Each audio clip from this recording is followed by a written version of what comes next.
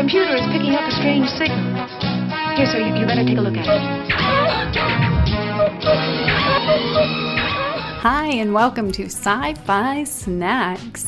I'm Liz J. Bradley, a science fiction author and poet who adores short fiction and snacks. Each episode of Sci-Fi Snacks is a short and sweet, or salty, discussion of what I loved, what I learned, and what I snacked on while reading new-to-me short science fiction.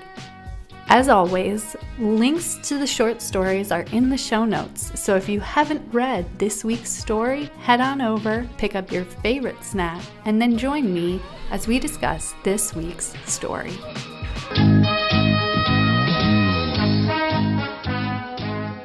Welcome back to episode 31 of Sci-Fi Snacks. I am so excited to be back in the podcasting chair after an unexpected week off. Now, I know a lot of people will say, don't call attention to it, just keep moving on. Well, you're going to get 2 episodes this week, and that is my gift and apology to you after suffering catastrophic hard drive failure.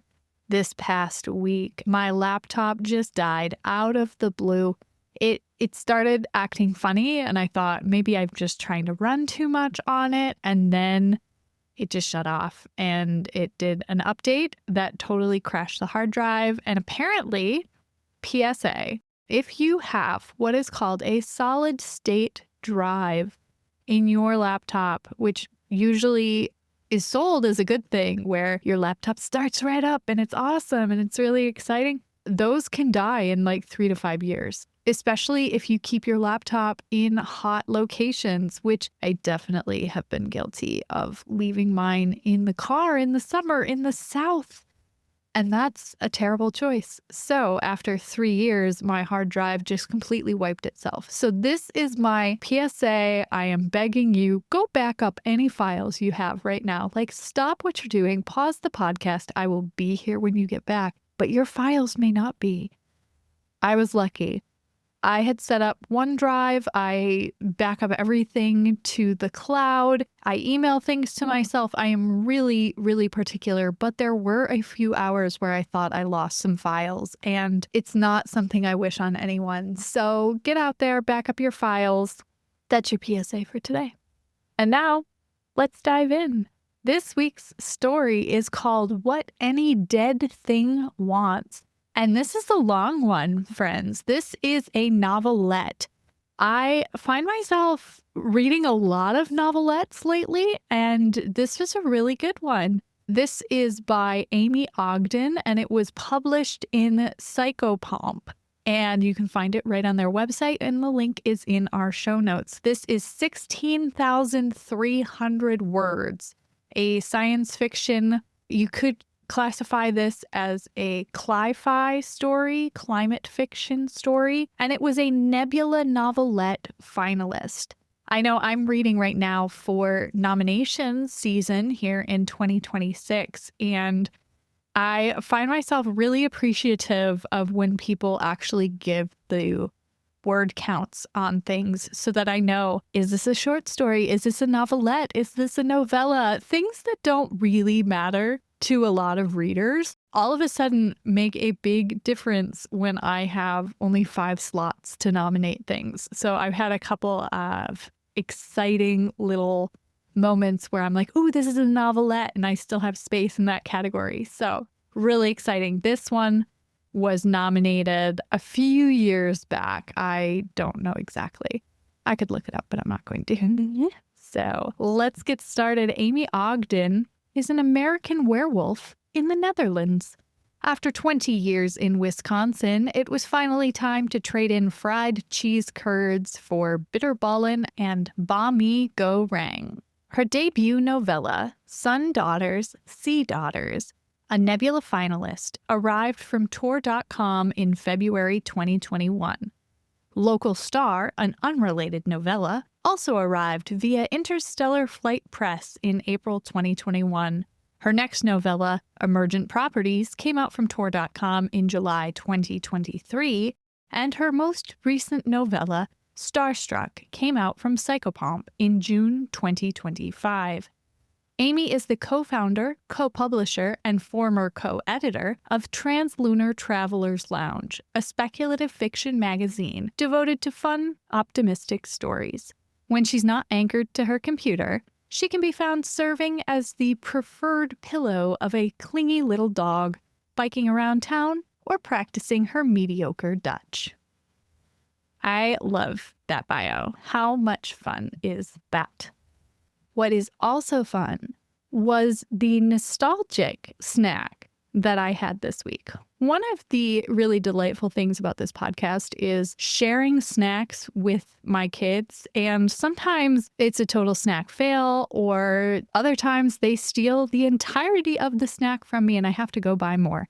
In this case, I shared with them a snack that is partially like childhood and then partially what I did when I was in college and shortly after. So this week we had animal crackers, and I had these all the time growing up as a kid, but I never got like the frosted ones or the chocolate ones or the fancy ones. It was always just like standard animal crackers, which totally legit. They're great. They're awesome.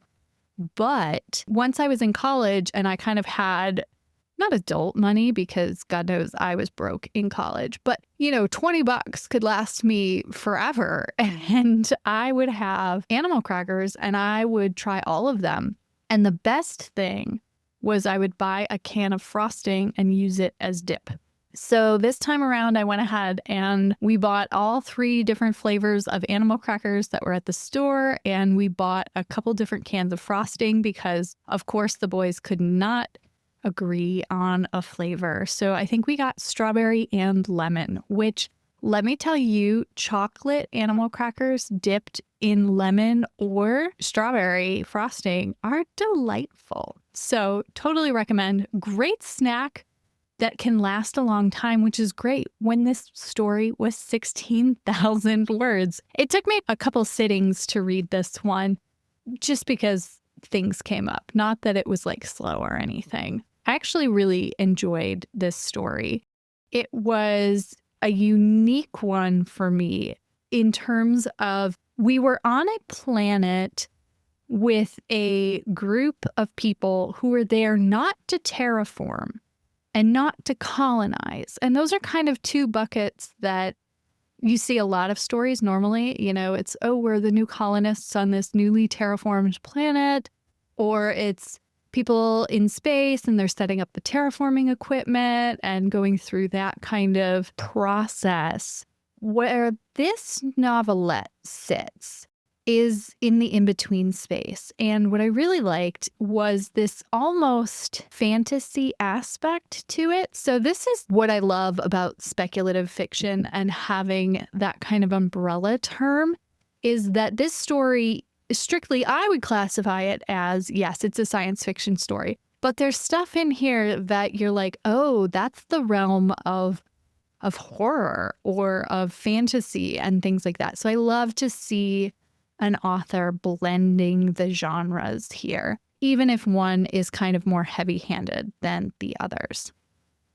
So in this story, we have a captain. His name is Hob, and he has been going around and they are exorcising the ghosts of alien creatures, I guess, killed by the terraforming.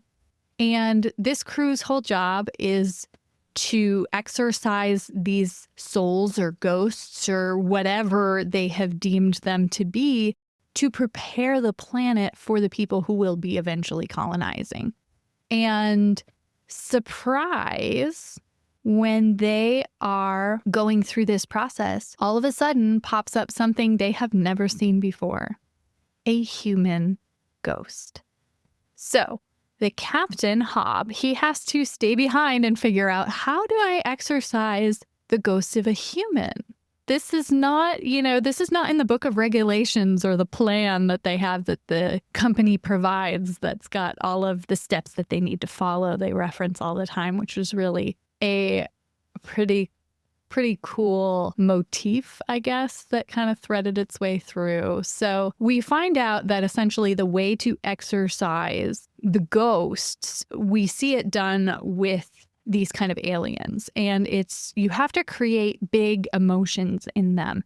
And they have to kind of go through these stages of grieving and, anger and lust and fear and sadness, and all of these really, really big emotions happen. And that's how they get the ghosts to kind of give up and cross over.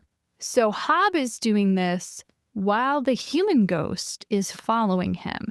And he doesn't know if it's going to work the same way or how he'll respond. It's easy when he is dealing with what he considers to be just base animals. He creates these situations where there's a hologram of like a baby alien and he makes it cry. And so the alien ghost comes and realizes, I can't help this baby. And they get really frustrated and they get big emotions and then they kind of dissolve. And there's a whole lot of hand wavy, not quite sure how this works, but I'll take your word for it. So big emotions equal dissolving ghosts, which means they won't come back. So what we find is this human isn't as easy to exorcise because he's resisting. He's also not giving Hob a lot to work with. We don't know why he's there. We don't know how he died. And we don't know what's going on, but we do find out a couple of things. And then Hob uses his brain and the computer and things like that to find out who this ghost is and what happened to him. And we end up finding the spaceship that he was in that crashed on the planet. And Hob is able to find out that this ghost was an anti-terraforming activist. And he was with a group of other people that he's not quite sure who they are. We find out one is, I think, the guy's sister, and the others are just friends. And Hob ends up burying them. And slowly we see Hob's position kind of transforming from this active participant in a process that he seems to know is problematic. He seems to understand that, yeah, the company's not great and maybe the terraforming isn't the best option for human exploration and things like that. But we don't really see him question it until he's being needled by this ghost, right? And we end up seeing him find out a lot of information that I will not expose, but you can find out if you read the story about the bad things that this company is doing and how even though Hob had kind of rationalized that, well, I'm not the one doing the terraforming, he used to. He had done a planet or two and he kind of has nightmares about it. And he realizes like, this is a terrible, violent, awful thing we're doing. And then nobody knows about it because we don't talk about it.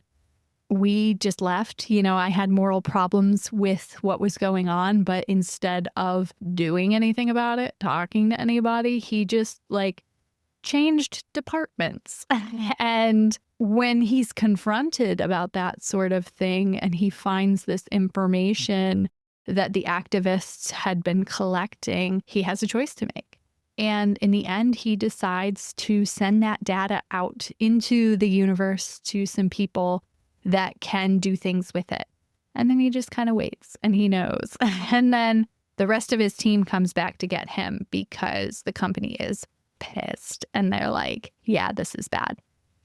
He realizes, though, that when he gave that information away, it was the final emotional push to exorcise the ghost of the activist who is there. And he doesn't really regret it. He knows that he helped this guy kind of finish his unfinished business, right? And it ends with this really beautiful moment where Hob and another member of the crew, who had also been a terraformer in the past, kind of join hands and they have this magical power moment where they create this almost wildlife preserve or habitat in the area where the ship had crashed and where he had buried the bodies of the activists who died. And he brings back to life some of these little aliens and the trees and the local fauna and flora. He doesn't expect it to last. He's pretty sure that, this will get destroyed. It won't stay. But if it does stay, and if it does become this little place that the future colonists can have this kind of window into what was this world before we came and took it for ourselves, then it will be worth it. And that's the story. I already mentioned kind of a couple things that I loved when I was talking in the story summary, but one of the things that I liked about this story that I'm finding is not necessarily a popular opinion is I really liked to be dropped into a story and have to figure it out. I don't like everything kind of being info dumped on me in the beginning. It's okay, in my opinion, to go into a story blind and to not really know where you're going. I think sometimes it makes me read slower because I'm like, wait, what's going on? Where there's a ghost of an alien that looks like a cabbage and you're making it really angry by like making another cabbage fight it. Like, what is going on here? And I like that experience. I am also the kind of person who will not read the cover copy for a book. Like, I will pick a book solely by its cover, or somebody will recommend a book to me and I'm like, yes, love it. Sounds great. Let's dive in. And I know nothing other than maybe genre vibes and if I had heard something on the internet. So I really love that about this story, that it didn't treat you as dumb. It just said, hey, here we are in this world and you'll figure it out. Which I think kind of mirrored the experience of our main character, who is dropped into this world that is very cookie cutter. All the trees. He's always very upset about the trees because they all kind of have the same branch pattern. And he's like, this is really dumb, which, yeah, agreed. But he changes some of them and things, but he's figuring it out as he goes. And so are the ghosts. Some of these ghosts don't realize that they're dead. This human comes in and is like, oh, yeah, I think I'm dead. And you just got to figure it out. You don't know. There is no manual. The manual does not cover this. So that was kind of a nice way to put you as the reader in the same situation as the main character, just through like story structure. And I also just really loved that at novelette length, it felt like a complete story. You got bookended. The beginning and the ending had mirroring moments and it really felt complete. But there were these glimpses of this wider world. And when I was writing up my notes, I was like, this really reminded me a lot in vibes of like the Murderbot novellas. And if you've never read Murderbot, you need to right now. Martha Wells, it's her Murderbot novellas.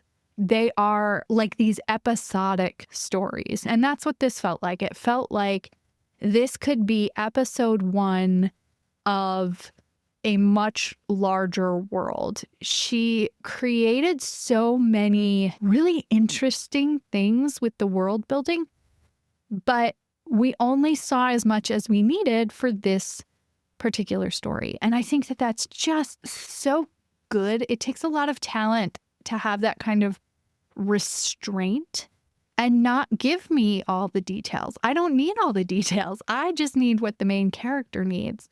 That slow reveal of, the who, the what, and the why, and a little bit of the how, but not too much, is just really, really well done in this story. And I loved that.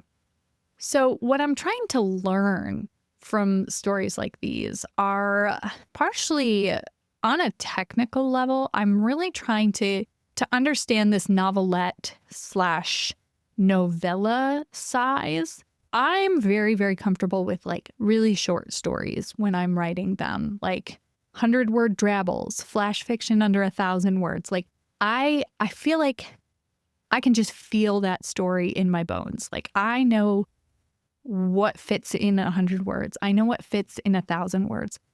Once you get above 10,000 words, I'm lost. I'm like, what kind of story is that? And so one of the things I'm trying to learn is just, what does a novelette feel like in terms of the breadth of story? And for me, this was like a really good episode of TV. Like, maybe a two-parter.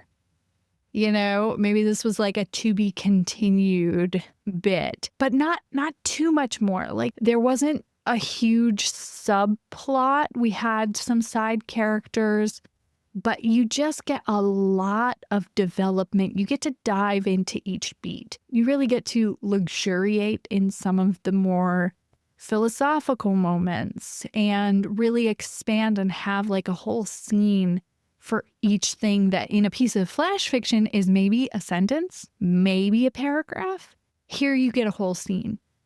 And so I'm just trying to feel those things in my bones as a writer. And I know if you're not a writer and you're listening to this, if you're just a reader, like, maybe you get it too. Maybe you have gotten to the end. I know I recently read a novella, so a little bit longer than this, that I was very frustrated at the end. And I'm not gonna name it because I'm not here on the podcast to, talk about things I don't like. But just for an example, I read this novella and I didn't realize that I had read the climax of the story. I got to the end and I was like, wait, that's it? That was the big thing. And maybe because it was a cozy genre and maybe that's just not the genre for me, is like cozy fiction. I could see the story arc and everything, but to me, it felt like the story was incomplete. It felt like the first third of a novel. I was like, okay, we had one little trial, and I could tell you, if you know me in real life, ask me and I will tell you what I think the rest of this book should be, because I could see it coming. And then all of a sudden it was over. And I was like, what? It's done? No, you can't end it there. And so the other hand, this novelette here, What Any Dead Thing Wants, felt complete. I didn't get to the end of it. And, I wanted more, but not in a way that I needed more. I wanted more because it was well written and I enjoyed it, but I did not need more because the story felt incomplete, if that makes sense. So that's something I'm trying to learn. And I think the only way to learn is really just keep reading. It's the answer you get all the time as a writer. Well, how do I learn how to do it? Well, just read more of them. So, I've read, hundreds of drabbles at this point. So many people are really intimidated by 100-word stories. And I'm like, you just read a couple hundred of them and you figure it out. You know what can fit in 100 words. So I guess I just need to read a couple hundred novelettes, which is going to take me a little longer. But I'm up for it. We can do season 1,000,000 of Sci-Fi Snacks. This episode is going to get an explicit tag on it because I'm going to share with you some of the words from the story. And let me tell you, I loved the naming conventions of the aliens in this novelette because I think it is the perfect marrying of showing and telling. And these aliens, I'm going to give you their names. They call them CFMs. Okay? CFM doesn't bring anything to your brain. You're just like, okay, that's 3 letters. What does that mean? Nothing, right? Well, it was short for cabbage-faced motherfuckers. If that's not just the most descriptive thing, and tell me you did not see what the author wants you to see. An ugly, weird, cabbage-faced alien. And now she did, to her credit, go on and explain, describe what they looked like in a little bit more detail. But what a perfect way to express the alienness with something that is just so relatable. It makes me think, in contrast to the descriptions or lack thereof of aliens in other series that I've read. And For example, I have been binging the Old Man's War series by John Scalzi. I am going to shout them out because, let me tell you, I'm obsessed. So good. So good.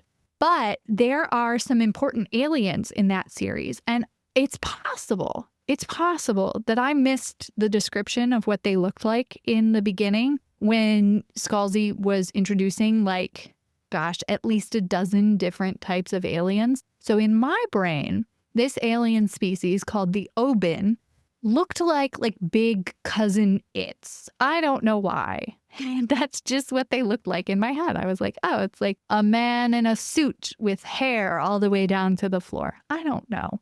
That's just what my brain said. So for 3 books, that's what I think the Obin looked like. Until I get to book 4, I think, Zoe's story. And all of a sudden, the Obin are really important, and we're getting it from a new point of view. And we get a description of these aliens, and it is not at all like what I had imagined. I think they said it was something like a cross between spiders and giraffes. And that's terrifying to me. And not at all like these cute little cousin Its that just kind of I don't know, hobbled around in the background. No, they're scary. And it was important that they were scary. So I think that Ogden did such a great job of, from the jump, letting us know what these aliens looked like in a way that wasn't let me stop the story and describe the aliens to you. No, she just named them cabbage-faced mother effers, and you're like, oh, okay, I got you. I get the vibe right away, right out of the gate. So love that.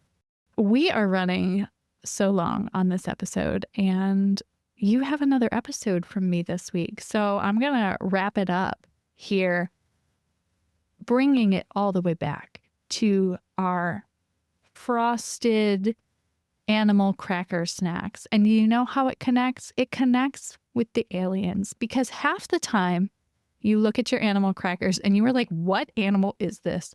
They could be aliens. I don't know. So weirdly shaped, especially the frosted with the little nonpareil sprinkles animal crackers, the perfect pairing for what any dead thing wants. All right. And up next this week is the story The Port Marion Road, at 5,700 words, featured in Clark's World. The link to that story is also going to be in the show notes if you want to read or listen to that story before our next podcast. And once again, I want to thank you for spending time with me and chatting about science fiction and snacks. And a reminder again, go back up the files on your computer. And hey, how about on your phone while you're at it? Don't lose those precious files. I'll see you in the next episode. Bye.